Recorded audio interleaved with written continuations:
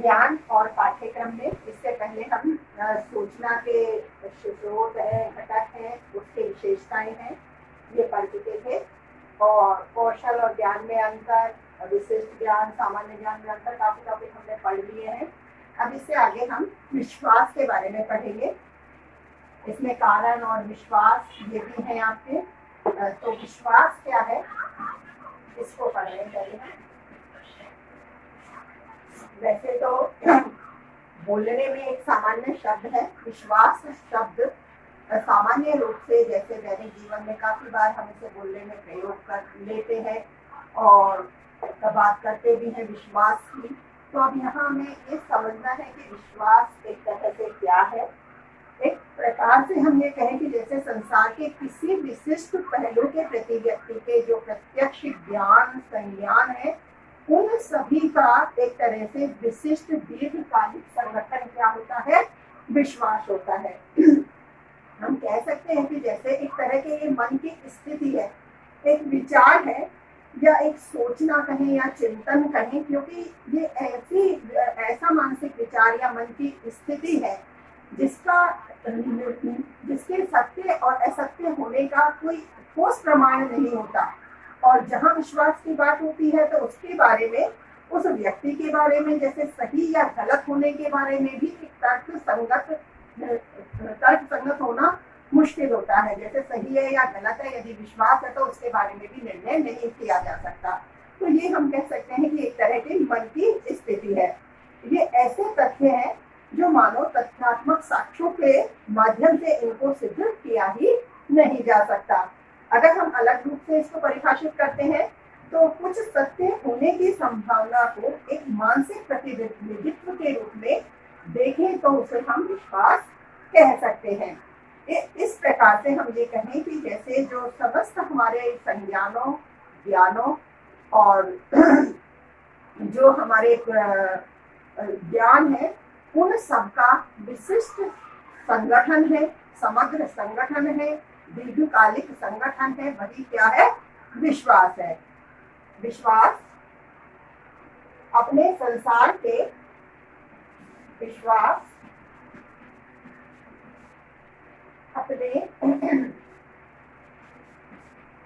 संसार के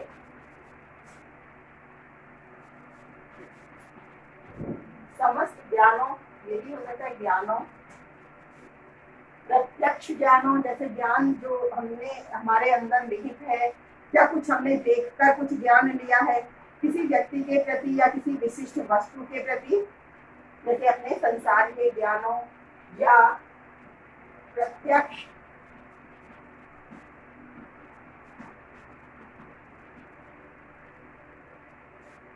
ज्ञानों, या कहें जैसे संज्ञानों का विशिष्ट। विश्वास अपने संसार के ज्ञानों या प्रत्यक्ष ज्ञानों अथवा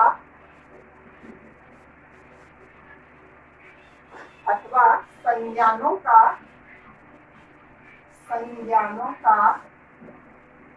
किसी विशिष्ट व्यक्ति या वस्तु के प्रति, क्योंकि विश्वास किसी व्यक्ति या वस्तु के प्रति किया जाता है, संज्ञानों का किसी विशिष्ट व्यक्ति या वस्तु के प्रति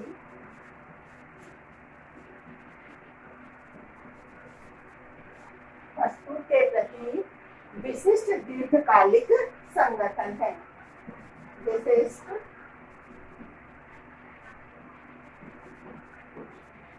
दीर्घकालिक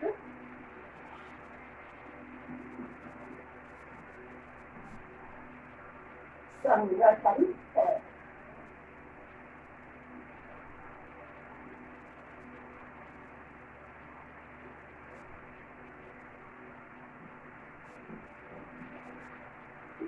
अब जैसे विश्वास की कुछ और बातें मैं स्पष्ट कर दूंगी कि विश्वास जो है एक तरह से मानने वाली बात है, उसकी सत्यता के प्रमाण सिद्ध नहीं किए जा सकते।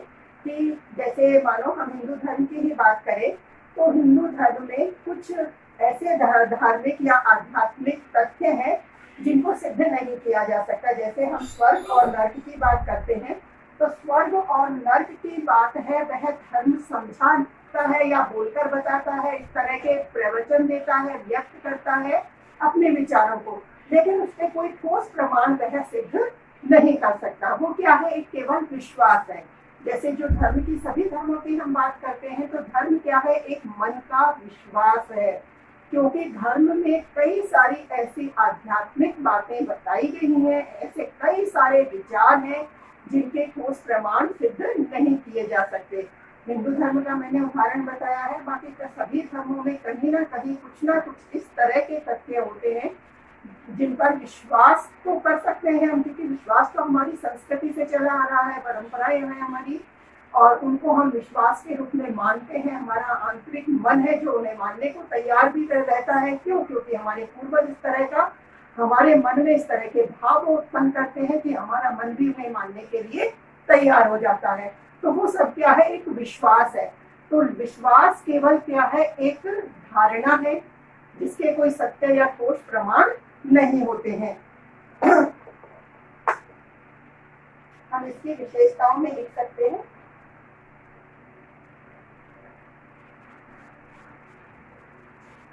या विशेषता बता दें, या विश्वास पे आधारित कुछ बिंदु हैं जो इसके वर्णन को और अधिक डिफाइन कर सकते हैं। जैसे विश्वास, जो मैंने भी समझाया, प्रमाणित नहीं किया जा सकता, इसके कोई प्रमाण नहीं होते हैं। विश्वास प्रमाणित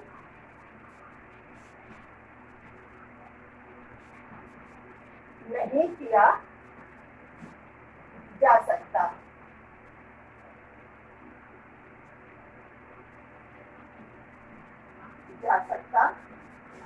है, क्योंकि इसके कोई ठोस आधार नहीं होते या ठोस प्रमाण नहीं होते।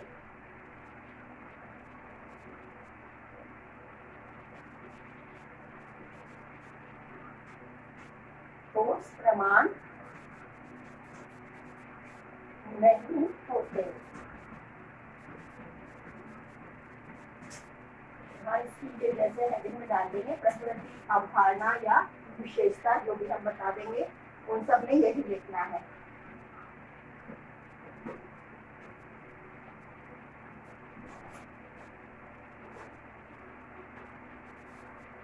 ठीक है। ऐसे ही जैसे अब हम और आगे बात करें तो विश्वास का क्षेत्र है वह सीमित होता है, क्योंकि एक समुदाय में विश्वास किसी और परंपरा या रीति का हो सकता है, दूसरे किसी अलग संप्रदाय में या अलग धर्म में अलग तरह का विश्वास हो सकता है। जैसे अभी हम धर्म की बात कर रहे थे, हिंदू धर्म की, जैसे हम मानते हैं कि ईश्वर एक है और सभी शिक्षित लोग इस तरह की बातों को मानते भी हैं, पर जैसे जो धर्म है, जैसे हिंदू धर्म है उसे ईश्वर के रूप में स्वीकार करता है, मुस्लिम धर्म है उसे अल्लाह के रूप में स्वीकार करता है, अन्य कोई धर्म है उन्हें बुलाने का जो माध्यम है वो अलग है, अलग अलग नामों से ईश्वर को बुलाया जाता है। तो ये क्या है, एक विश्वास किसमें है, केवल सीमित क्षेत्र में, सीमित समुदाय में होता है और उसके प्रमाण नहीं होते। वो बात तो मैं बता ही चुकी हूँ। ये केवल क्या है, मन के आधारित तथ्य है। तो हम बता देंगे कि विश्वास का क्षेत्र सीमित होता है या किसी समुदाय विशेष तक ही होता है। विश्वास का क्षेत्र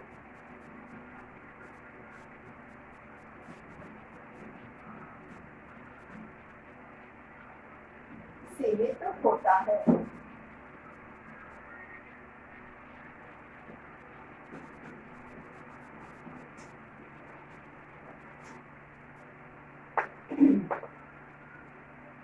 अब और आगे लिखें इसमें, जैसे इसकी धारणा को और स्पष्ट करें तो एक तरह से यह पूर्णता की ओर या पूर्ण सत्य की ओर भी नहीं होता, पूर्ण से सत्य भी नहीं कहा जा सकता, क्योंकि जैसे स्थान परिवर्तन होते ही धर्म है वह स्वयं एक ही धर्म को मानने वाला जो यहाँ कुछ मान रहा है कहीं दूसरे स्थान पर जाकर कुछ अंतर कर लेगा, उसमें उसके अनुसार वो अपनी परंपरा और रीतियों को भी बदल लेगा।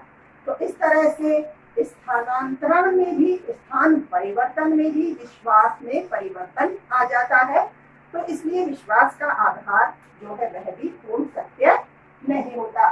जैसे हम कह देते हैं कि मानो एक हिंदू धर्म का व्यक्ति है जो यहाँ वो पूरी धार्मिक रीति रिवाजों से रह रहा है, किसी कारणवश या तो उसने एजुकेशन ले ली है या फिर वो किसी एजुकेशन के माध्यम से कहीं और व्यापार कर रहा है या कहीं जॉब के माध्यम से किसी अन्य देश में चला जाता है, या कहीं जैसे अमेरिका में चला गया है, तो वहाँ की जो पाश्चात्य संस्कृति का प्रभाव उस पर अवश्य पड़ता है। वह अपने हिंदू धर्म के रीति रिवाजों को भूलता जाता है, जो उसकी संस्कृति है, जैसे रहन सहन है, पहनावा है, खान पान है, इन सभी में उसमें अंतर आ जाएगा। जो उसकी दिनचर्या है, जो उसके रहन सहन का ढंग है, वो सब में कहीं ना कहीं कुछ परिवर्तन होगा।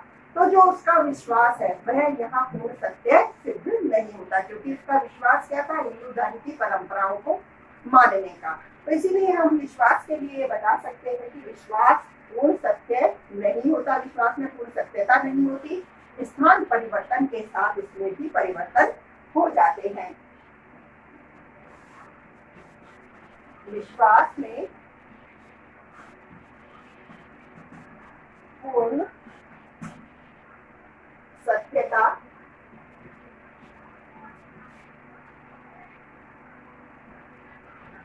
नहीं होती, क्योंकि स्थान परिवर्तन के साथ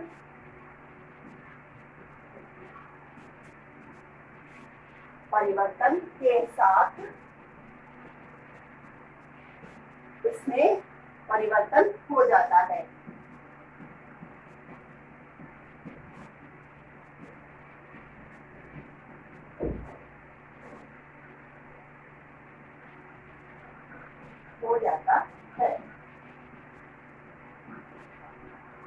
ऐसे ही जैसे इसके उत्पादन की बात करें तो विश्वास का संबंध उत्पादन से नहीं होता, क्योंकि इसे एक तरह की कोई ऐसी वस्तु नहीं माना जा सकता जिसे उत्पन्न किया जा सकता है।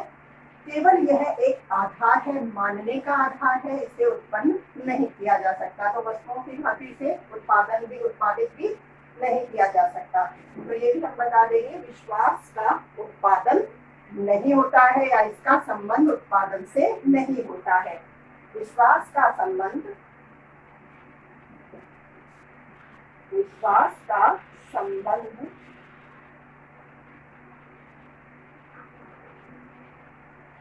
उत्पादन से नहीं होता है।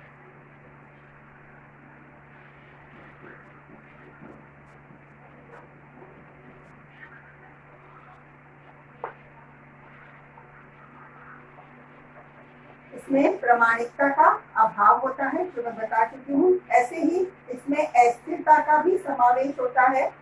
जैसे कि एक तरह से हम विश्वास करते हैं कि एक मानो हम कहें कि एक सैनिक है जो सीमा पर लड़ रहा है, तो वो सैनिक जिस देश का है उस देश के लिए वो लड़ाई लड़ रहा है और उसी देश के हित में वह लड़ रहा है। तो उस देश के लिए, उस देश के नागरिकों के लिए वह सैनिक क्या है, सैनिक है, उस देश का रक्षक है। लेकिन दूसरे देश के सैनिकों को वो मार रहा है, उनसे लड़ाई लड़ रहा है। उन देशवासियों के लिए उसके लिए भाव क्या होंगे, क्या विचार होंगे कि वह उस देश का शत्रु है।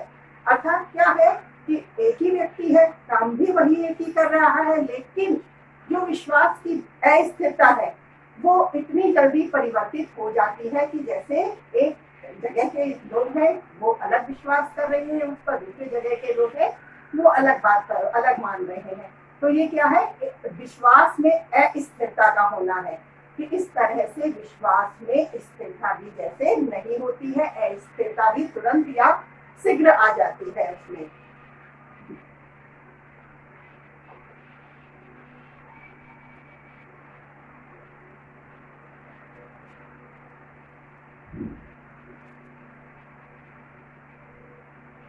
विश्वास में अस्थिरता का समावेश होता है। ये 5वां पॉइंट हो गया है।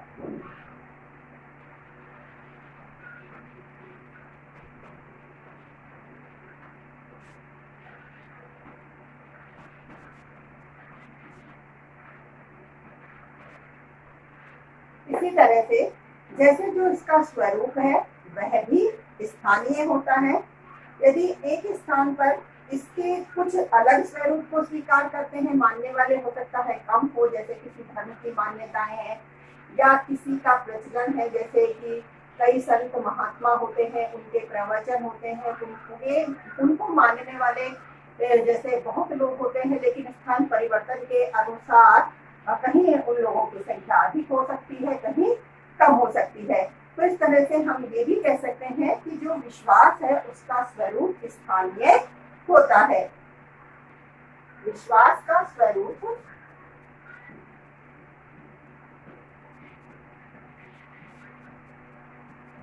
विश्वास का स्वरूप स्थानीय होता है।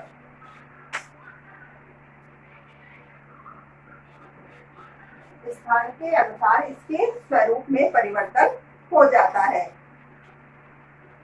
एक तरह से ये व्यक्तिगत धारणा भी हो सकती है, व्यक्तिगत विचारधाराओं पर भी आधारित हो सकती है कि जैसे मानो एक धर्म में हम बात करते हैं कि जैसे हिंदू धर्म की ये बात ले ले कि विश्वास के इस तरह का माना गया है कि जैसे यदि गाय और ब्राह्मण की रक्षा करनी पड़े तो उनके लिए झूठ बोला जा सकता है, उनकी रक्षा के लिए, प्राणों की रक्षा के लिए।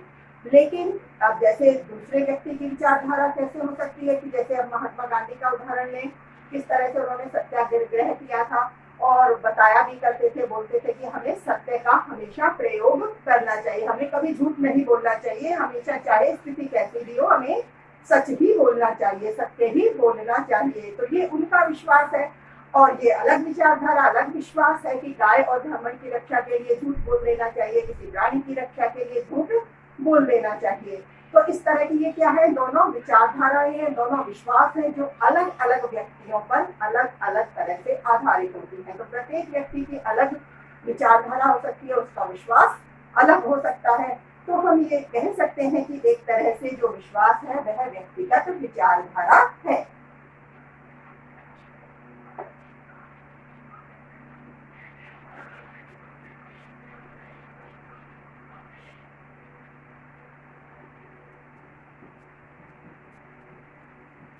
विश्वास एक व्यक्तिगत विचारधारा है।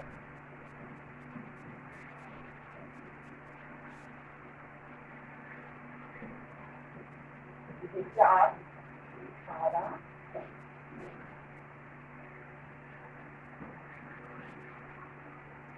इसी तरह से जैसे इसमें कल्पनाओं की बात करें तो विभिन्न कल्पनाओं का भी समावेश हो जाता है, अन्य प्रकार की कई सारी कल्पनाएं हैं वो इसमें समाहित हो जाती हैं, जिसके आधार पर भी विश्वास में परिवर्तन हो जाता है।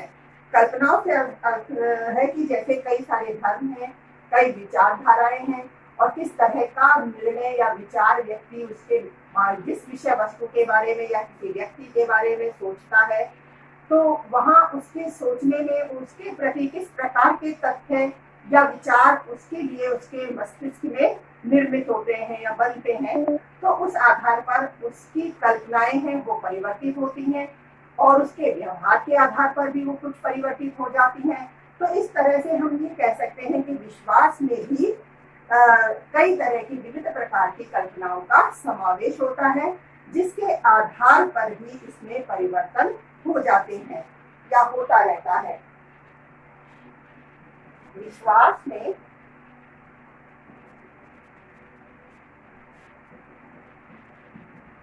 विभिन्न कल्पनाओं का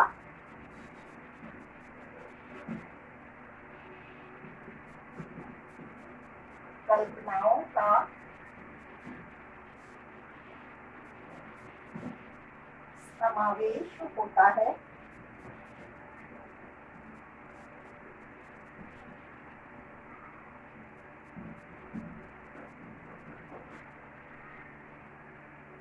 जिसके आधार पर भी विचार में परिवर्तन हो जाते हैं या विश्वास में परिवर्तन हो जाता है, जिसके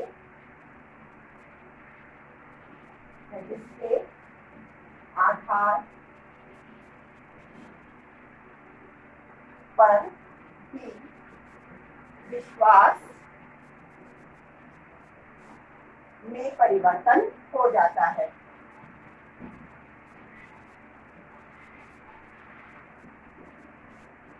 परिवर्तन हो जाता है। ठीक है, अब ये हमने विश्वास पढ़ लिया है।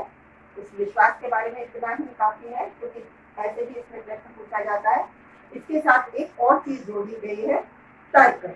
तो अब हम एक तरह से एक तर्क को भी समझ लेंगे कि तर्क क्या है। तर्क को कारण भी कहा जाता है। कारण जो कि लॉजिक पर आधारित होता है।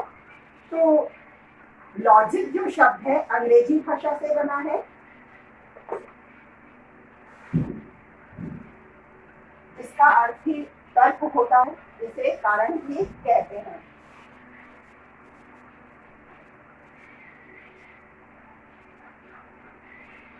देखो, तर्क और कारण।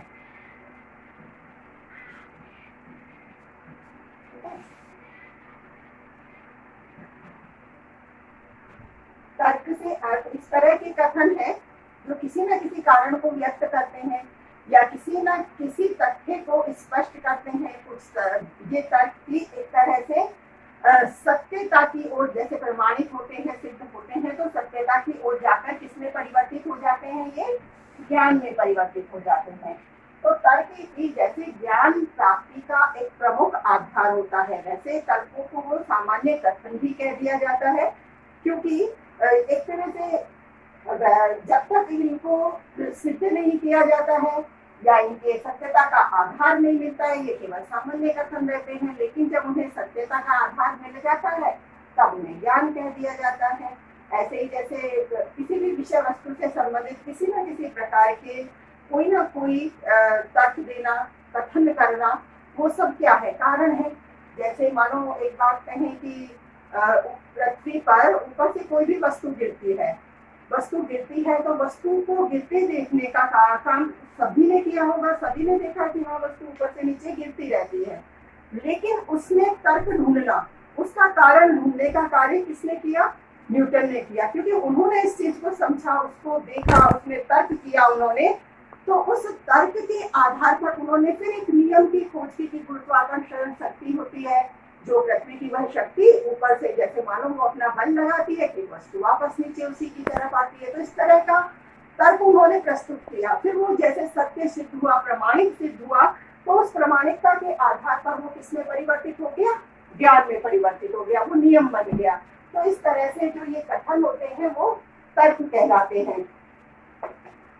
जैसे जो मैं बात कर रही थी, लॉजिक शब्द है अंग्रेजी भाषा का। इस लॉजिक शब्द से तर्क की व्युत्पत्ति हुई है, जिसे यूनानी भाषा में लॉजिक शब्द कहा गया है। और इसे एक तरह से भाषा में कहा है कि जैसे जो अभिव्यक्त विचारों का विज्ञान है और अभिव्यक्त विचारों का विज्ञान है, इसीलिए इनको सामान्य कथन न कहकर तार्किक कथन भी कह दिया जाता है। तो इस तरह से ये सामान्य कथन रह रहकर तार्किक कथन हो जाते हैं, जो इससे संबंधित कथन कहे जाते हैं। और जब वो सत्य और सिद्ध हो जाते हैं तो वो ज्ञान में परिवर्तित हो जाते हैं। इस तरह से तर्क की भी हम कुछ अवधारणा है, कुछ बातें हैं, वो लिख लेते हैं।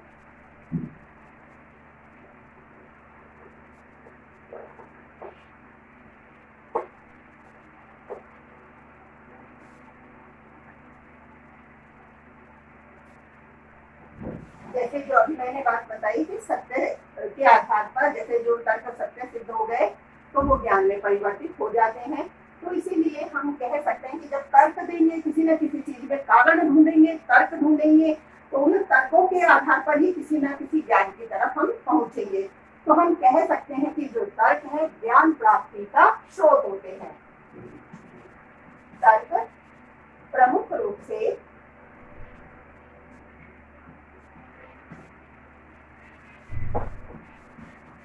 ज्ञान प्राप्ति का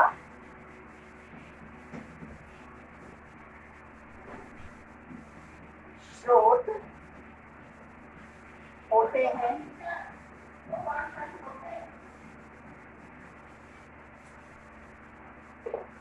किसी भी तर्क को जैसे किसी भी घटना से जोड़कर भी प्रस्तुत किया जा सकता है। जैसे मानो कोई सूर्य ग्रहण हो रहा है, चंद्र ग्रहण हो रहा है, ये सारी खगोलीय घटनाएं हैं। ये इन खगोलीय घटनाओं को भी तर्क के आधार पर ही सिद्ध किया गया है कि सूर्य ग्रहण क्यों होता है, उसके तर्क क्या है, उसका क्या कारण है, तो ये भी बताए गए हैं। तो एक तरह से हम कह सकते हैं कि किसी न किसी घटना से जोड़कर भी तर्क को प्रस्तुत कर सकते हैं।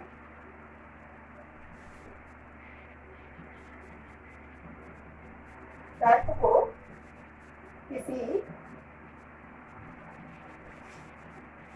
घटना से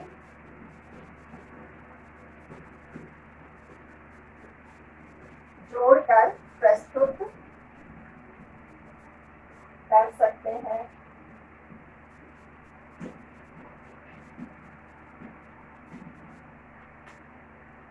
और इसे एक तरह से व्यक्तिगत विचारधारा से संबंधित भी बताया जा सकता है। जैसे मैंने अभी बताया कि न्यूटन ने गुरुत्वाकर्षण की खोज कैसे उन्होंने बताया, तो एक तरह से ये उनकी व्यक्तिगत विचारधारा थी, व्यक्तिगत तर्क था कि ऐसा इसलिए होता है, लेकिन वो सत्य हुआ तो उसको ज्ञान में परिवर्तित कर लिया, मान लिया गया उसे। तो एक तरह से तर्क व्यक्तिगत विचारधारा है या व्यक्तिगत निर्णय होता है।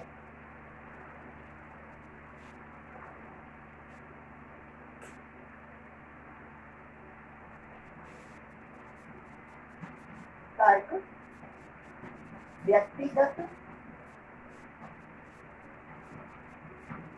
निर्णय या विचारधारा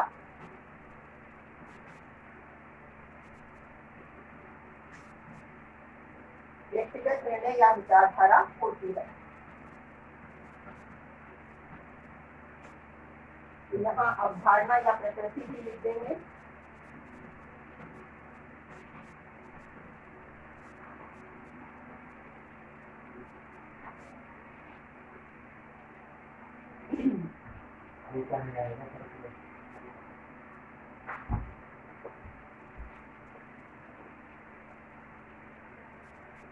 व्यक्तिगत निर्णय या विचारधारा होती है। जैसे निर्णय कहेंगे हम तो तर्क में व्यक्तिगत निर्णय होता है। तर्क एक तरह से विचारधारा कहेंगे तो विचारधारा स्त्रीलिंग है तो हम इसके साथ होती है भी लिख देंगे, है ना, ठीक है।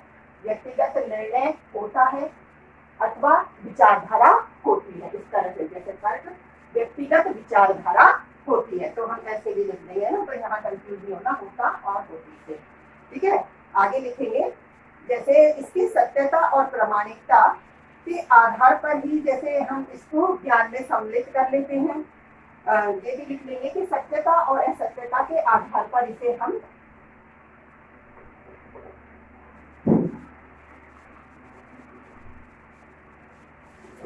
जैसे तर्क को सत्यता या असत्यता के आधार पर असत्यता के आधार पर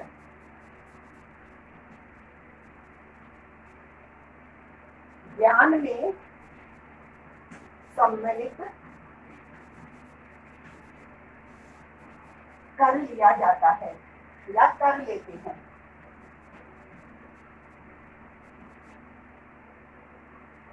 अब तर्क की बात करें, जैसे इसके क्षेत्र की, यह भी सीमित होता है। जैसे विश्वास में हमने बात की थी, क्योंकि ये एक व्यक्तिगत, जैसे हमने व्यक्तिगत निर्णय या व्यक्तिगत विचारधारा की बात की है इसमें, तो व्यक्तिगत निर्णय और व्यक्तिगत विचारधारा है, तो इस आधार पर तर्क भी का क्षेत्र भी क्या हो गया, सीमित हो गया। तो इसका क्षेत्र भी एक तरह से सीमित होता है, क्योंकि एक व्यक्ति मान लो उसकी अपनी सोच है, अपनी समझ है, जिसे किसी भी वस्तु के संबंध में, किसी व्यक्ति के संबंध में, किसी घटना के संबंध में, तो वह अपने तर्क अपने तरीके से व्यक्त करेगा। दूसरा व्यक्ति है वो अपने तर्क अपने ढंग से बताएगा।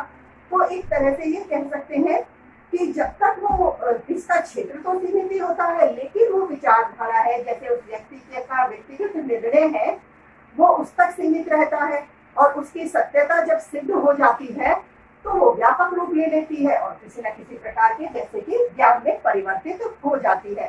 तो हम ये बता देंगे कि जैसे तर्क का क्षेत्र है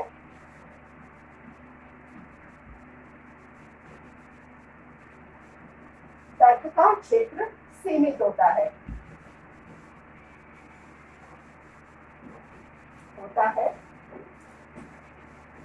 और ये सारी बातें भी हम इस पॉइंट में भी लिख के बता सकते हैं कि क्षेत्र तो सीमित होता है, लेकिन व्यक्तिगत विचारधारा के आधार पर हम इसे एक तरह से, ये व्यक्तिगत विचारधारा जब सामुदायिक विचारधारा बनती है, तर्क का जो ज्ञान में जब परिवर्तन होता है, सत्य होता है, तो वो व्यापक रूप भी ले लेता है। ठीक है, तो वो भी हम इसमें लिख सकेंगे। अब यहाँ तक पढ़ने के बाद अब हम आगे का कल पढ़ेंगे।